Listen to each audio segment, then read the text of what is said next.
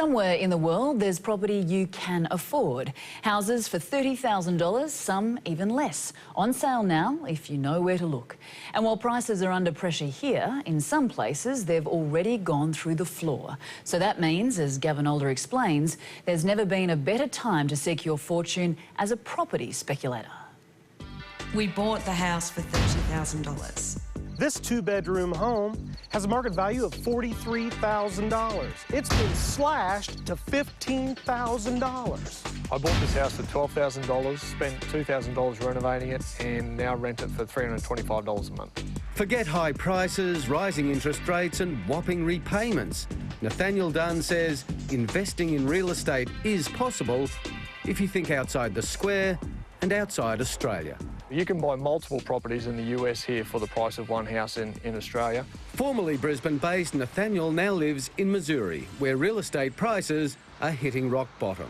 Today, he's got his sights set on this home. There's a lot of things to be done with the hardwood floors. You just finish those off. It has 3 bedrooms, a basement and an attic. And Nathaniel is ready to drive a hard bargain. Well, it started at $44,900. They've already dropped it to $41,000. So Okay. that's kind of where we're at. What are you thinking? Let's shoot them an offer for $30,000. With record numbers of foreclosures in the US, real estate prices are plunging, says local agent Marty Lyle. Banks don't want to hold these properties. They want to get them off the books and get them sold. Nathaniel's brother Matthew is based in Queensland, looking for Australian buyers for US property. Sean and Jodie Brady were one of the first in the queue. Naturally, there are concerns about having it so far away and the state of affairs over there at the moment, but there is with all investments. You know, there's always a risk. Why would you do it? Real estate buyers advocate David Morell of Morell and Corin has concerns. Buying in an economy that's purely a basket case, not understanding the tenancy laws, not understanding the tax laws, and not having any defined exit strategy when you want to get out of it. Sean and Jodie say they weighed up all those risks and went ahead. Nathaniel organised a tenant paying $500 a month on a 12-month lease. We've got property managers over there. We've got accountants lined up over in the States. They can communicate with your accountants back here. Everything's taken care of. Australians are not only buying in the US.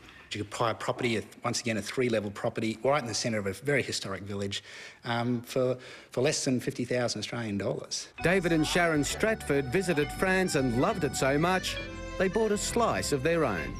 The village is beautiful because the village is what I like to buy into.